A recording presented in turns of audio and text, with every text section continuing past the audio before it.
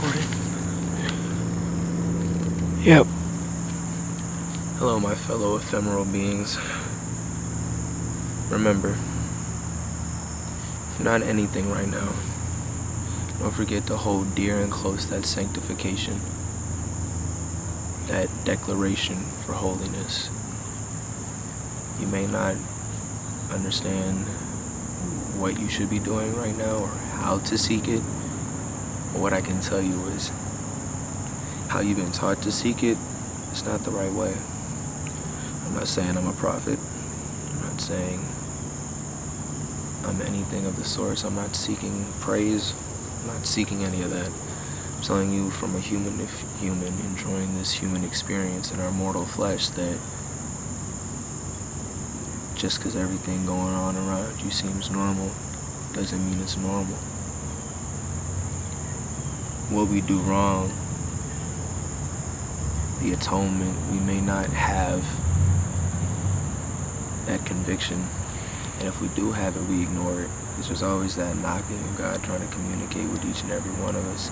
I ignored it for the longest. I didn't think that any of it was real. I didn't think that demons actually roam the earth and were able to reside in humans. It just didn't make sense to me. I thought it was a joke. I thought that trying to build a relationship with God wasn't possible. I thought that just saying he was real was enough, and doing good things was enough. You see, that's the deception. That's never enough. We have to fully assert ourselves. Look at life like a field. In the middle of the field is a fence. On one side is God saying, resist this, resist the lust, take control of yourself, have that self-control, be able to control yourself, be slow to anger, avoid all of this. And yet the conviction in our brain that's giving us that itch, knowing that we're doing something wrong, before we lie, before we steal, even before we kill, but yet we still indulge. And then you go to the other side where it's okay to do all that, to party, to do what you want, to have sex with whoever you want. But then later on you grow up a little bit thinking that you got more time, which may not be promised, and that could be it for you.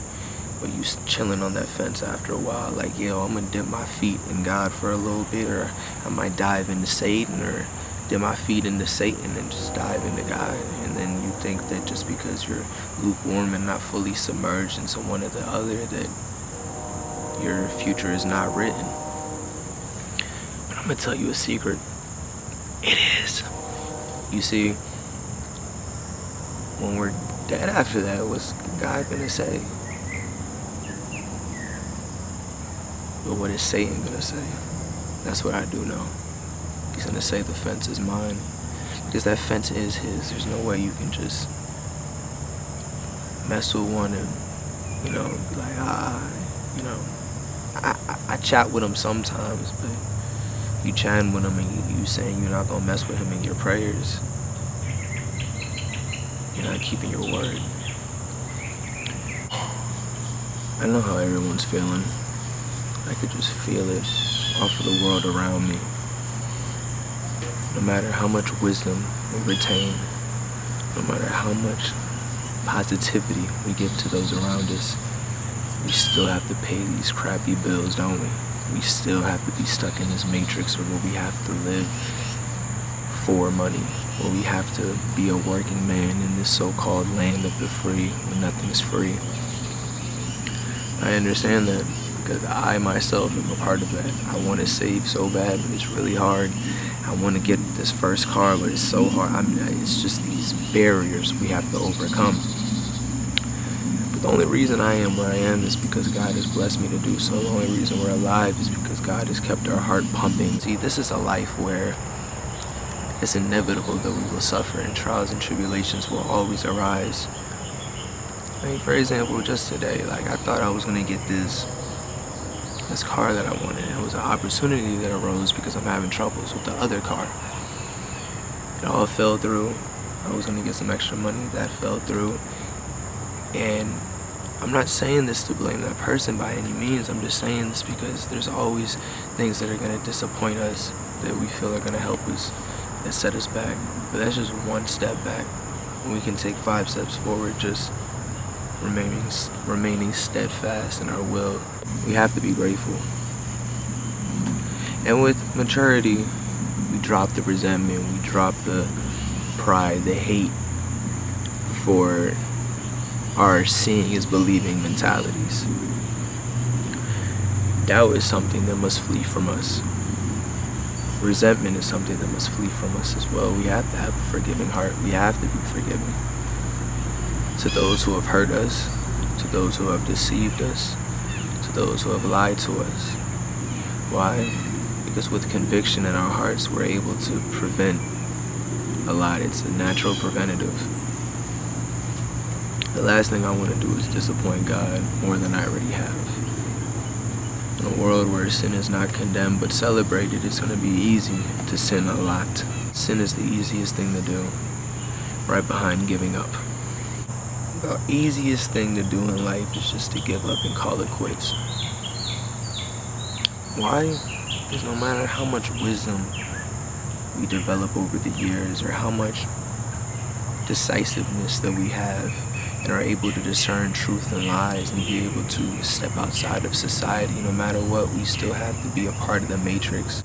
That's where, if you're able to break out of that, I'm actually happy for you, and I can't wait to be there with you, to be able to be self-sufficient, live off the land, and not have to worry about anything around you. That's where I can only wish to be. Because they have it set up in a way where nobody thinks like that. Everybody thinks to get this next material, this next hot big thing, and have all these convenient stores laid out for you to be able to give them the dinero that they desire. I think it's weird how humans try to make evil seem normal, right? Like the pentagrams being everywhere, like that's not worshiping Baphomet or Satan directly. How they try to make things seem normal, like saying that 666 is not the mark of the beast, but is the composition of life. But the thing is that isotope is, yes, essential for all, fundamental for all life, but the 6 is the atomic number, and then there's the 6 protons and 6 electrons, but that would equal 12. That wouldn't equal 666. So there's a lot of logical flaws in that, but yet that's the meaning of life. They say that, oh, these repetitive numbers mean good things, and if you see it, just make a wish, but that wish will not be answered. A lot of people think that the universe is speaking to them, that these are divine things happening in their life. I'll tell you now, if we're going to look at astrology, I'll tell you that biblical text was around way longer than the atomic table. Like, atomic structure is something way later.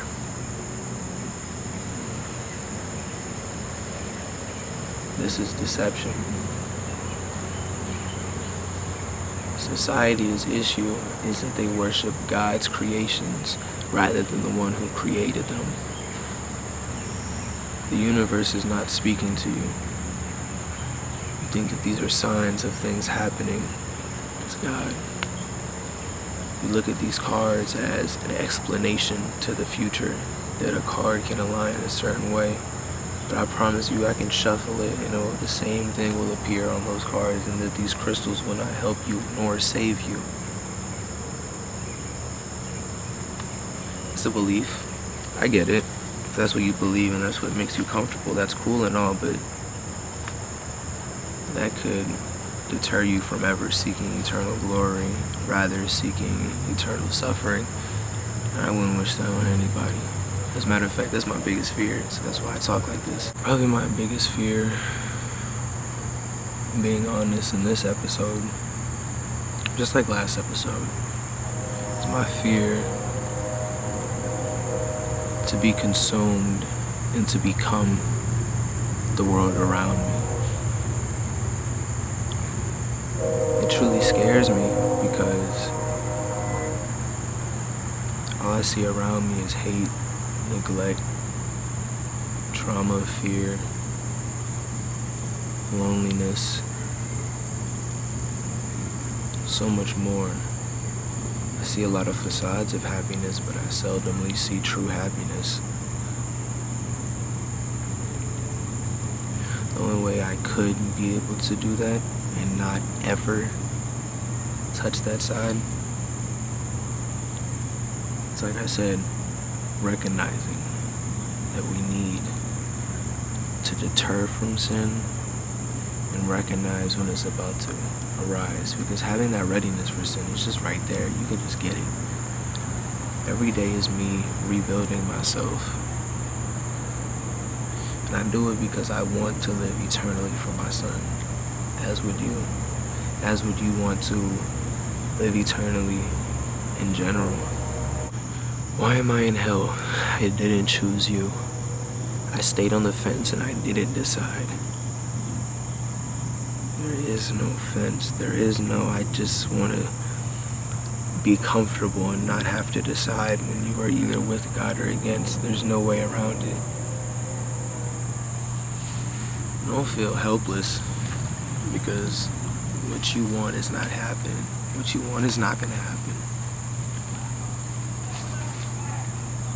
But we do it. We do it because it makes us strong and it builds character. It doesn't dictate nor destroy us, it strengthens us. We must be strong,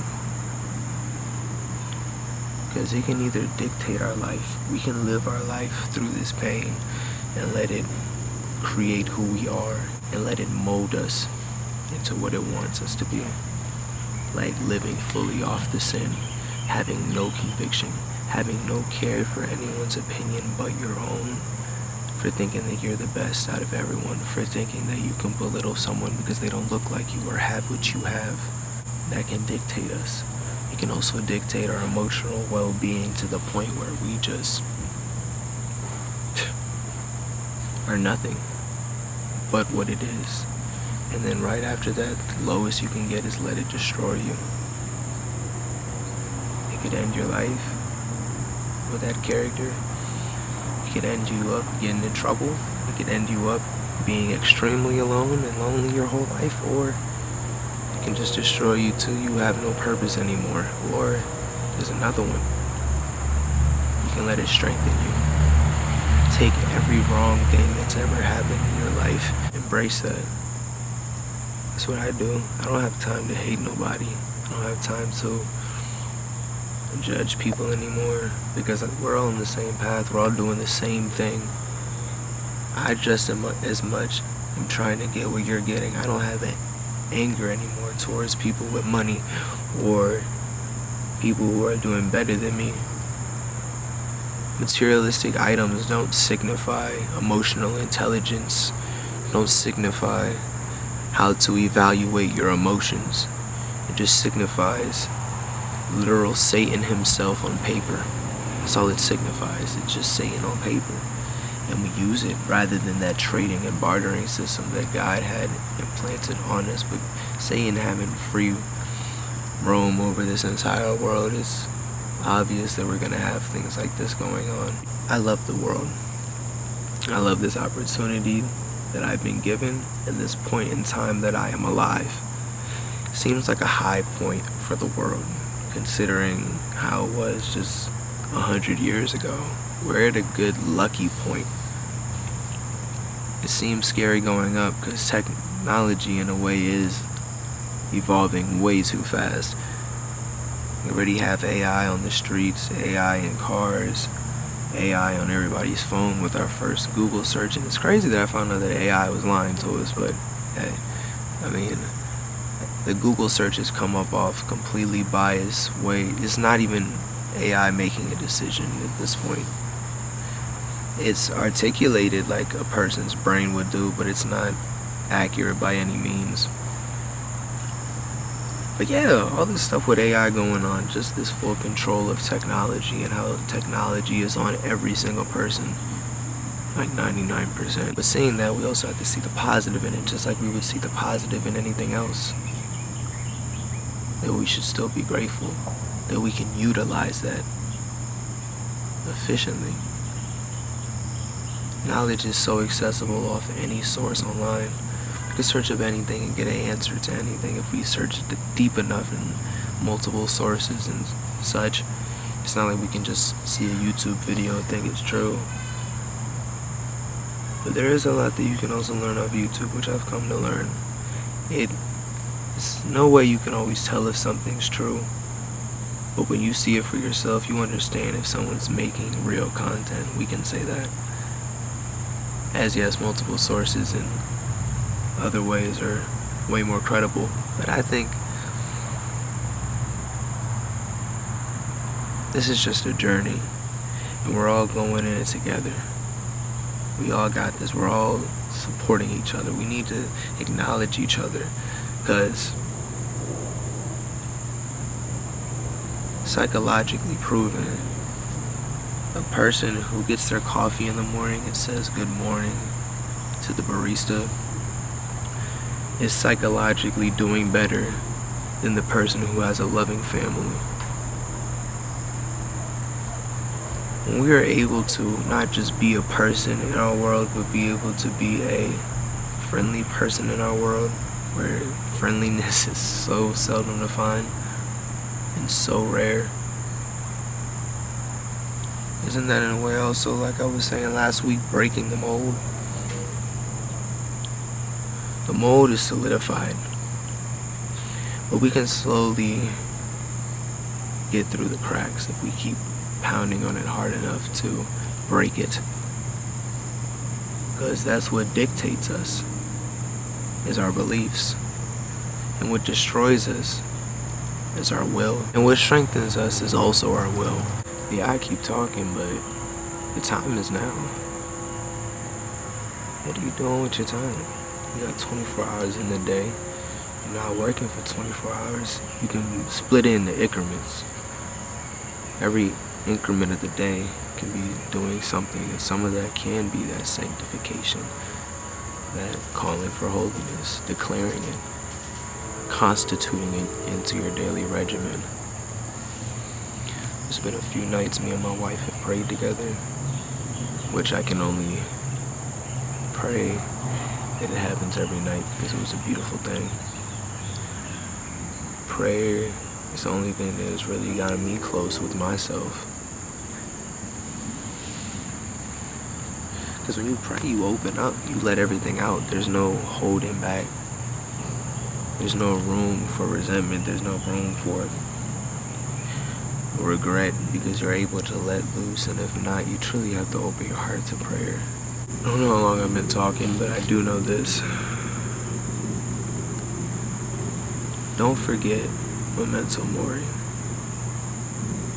It's definitely something I want to get tatted on me, but what it means is, don't forget that you're going to die.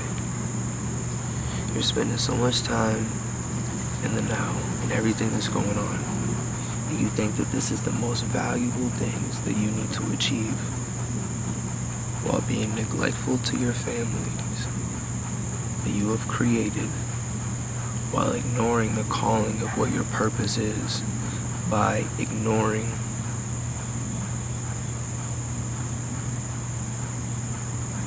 just ignore it. There's nothing else I can really say on that, because you know where you are and you know what you're doing, and I'm not going to try to explain it to anyone, because I don't know anyone's mindsets and where they are, nor am I going to try to comprehend such, like I don't try to comprehend God, because we're just mortal humans with our little human brains. And I'm not downplaying a human by any means, but I'm just downplaying as compared to a God. Memento mori.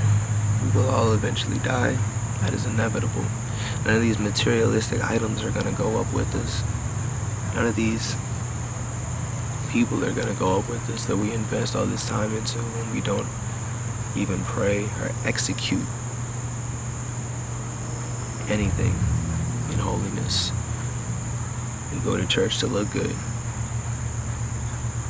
We donate to the poor. We donate to foster homes. We do all of this, but we're being praised by people, and we don't thank God for allowing us to even do this. We forget the only reason we're able to do this is because of God.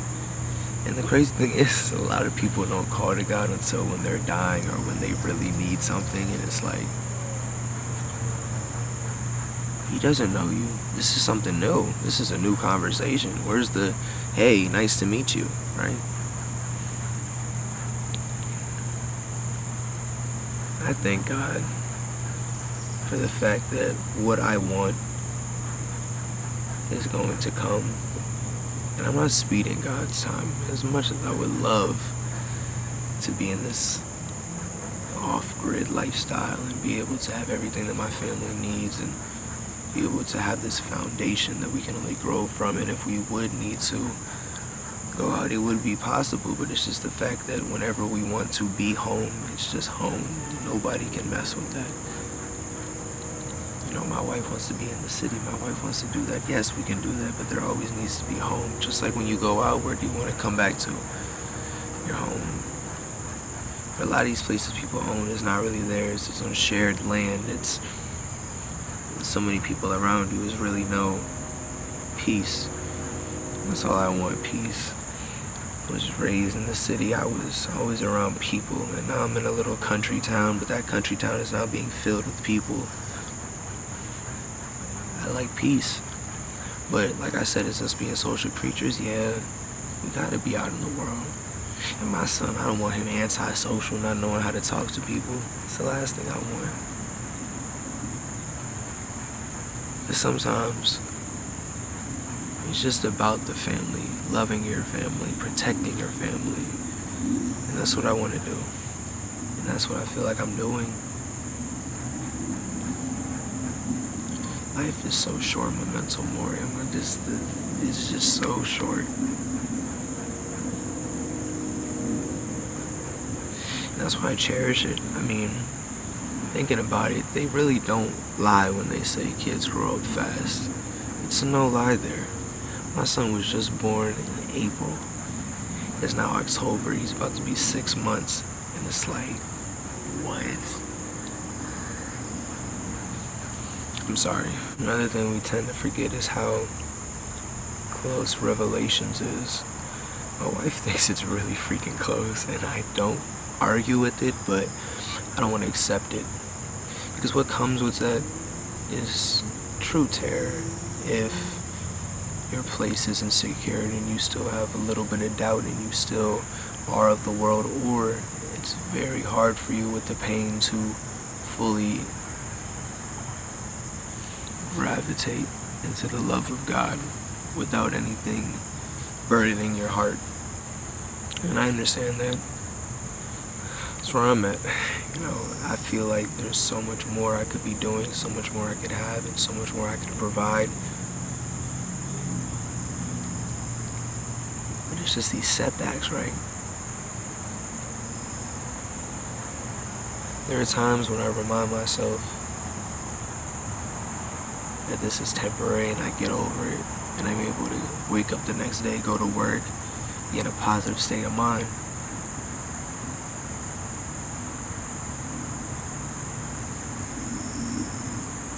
But of course we have those days where that's not possible. Where we have to put on this face, the act of this character. But what that is, can we not recognize that attacks like that are from evil? Those are satanic attacks as well. With Revelations comes the Neuralink. Elon Musk already created that. A man who does have 6 companies and might be the Antichrist, but we don't know. On top of that, we also have where the payments in the right palm. We're doing that in China, happening in other countries. The Euphrates River is drying up. Elon Musk was in Israel. False prophets all over the world. This is written word that is a testament to live activity that's happening today. We can be in denial. We can mock it. We can think it's satire, and we could just think that it is what it is. I know I'll be alright. It's not enough. Don't leave it to chance. My wife said, if you don't know you're going to heaven, you're not going into heaven. Couldn't be more truthful. There's things that my wife says that just stick with me for like weeks and weeks, and I just think about it. Very intellectual woman, very beautiful woman, and I'm just grateful to even have a wife, to even have a son. It's something that a lot of people want, they don't have, and just to be able to have that, that's where I can express my gratitude. What's something you have right now that like you're just grateful for? Like you're under a roof, you got a car, you're financially stable right now. And if you're the complete opposite, let me tell you right now, I've been homeless, I've had no money, I've had to do terrible things for money. Well, not terrible things, like bad, but I mean like donate plasma, which is just destroying my body, doing that all the time. And I've had to steal, things like that. Just to be able to stay alive. I understand the struggle, how much you just want to give up, but there are opportunities out there for you. There are opportunities out there for everyone. You need to find it. There's a way to do it. There is no hopelessness. The only hopelessness that will come for you is if you give it to yourself. And that hopelessness can be flipped around by a change of attitude, by a change of spirit of the world around you.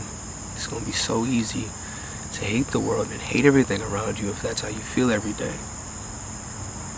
Breaking the mold is not allowing it to dictate, destroy you, but strengthen you.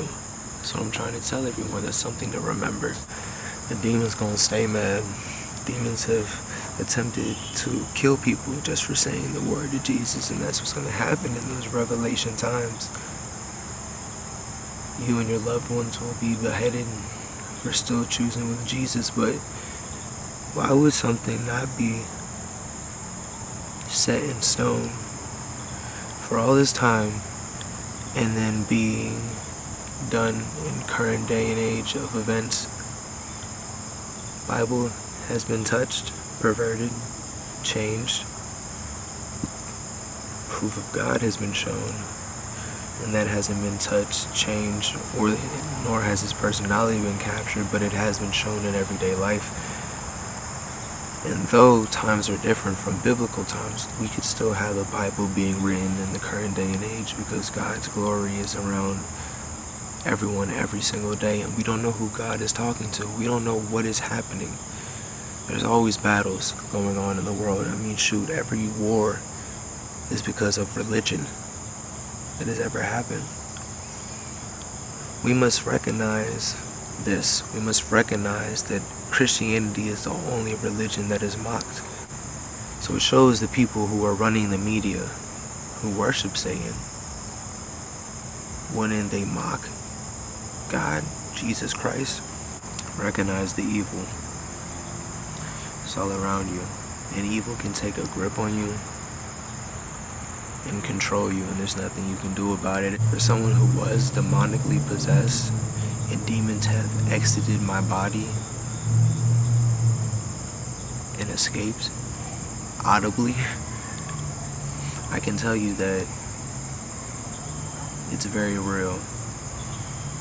You're either with God or against, and in this chaos all around us, we have to remember that there is nothing more important than that connection, that true connection that will guide us, that will justify us when our heart stops beating. I trust that this will be done, and I trust that in communicating all of this, that this helps me rebuild myself as I rebuild myself every single day that I wake up, because every day is something new that's thrown your way. But what must you do? You must stay strong and not stray. I'm trying to make some rhyme so you can remember me, but I can take him to the water and I can't make him drink. So I'm talking.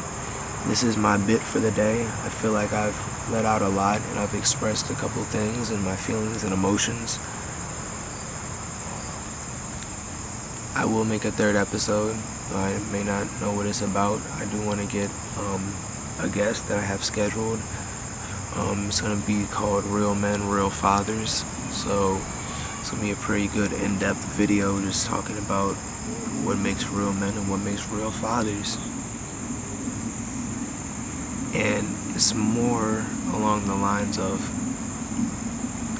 what we actually do and not what we think we do. You gotta remember that just because it's all going on and everybody's doing it and it's the hot big thing, it doesn't mean it's normal and it doesn't mean it's okay. That is discernment. Just like when you read the Bible, you should have discernment because you don't know where the indoctrination and deception is, because you can't truly believe that the Bible is not touched. As many adaptations to the Bible as been over the years, you just have to accept that as a possibility. The morality is correct and it will help you strengthen your relationship and understand society in itself. But it doesn't mean that that's God. My relationship with God is at a point where I know God's love. That's what I'm grateful for, because I see how everything comes to be, and I see how from my predicament in going up, how it's getting better. You see, well, something's going better for me. Something could be going worse for somebody else. The sirens. A heart of Christ would wish that they'll be okay. My family's coming up. And this is where I end it, because I go spend time with my family. I don't just sit here talking.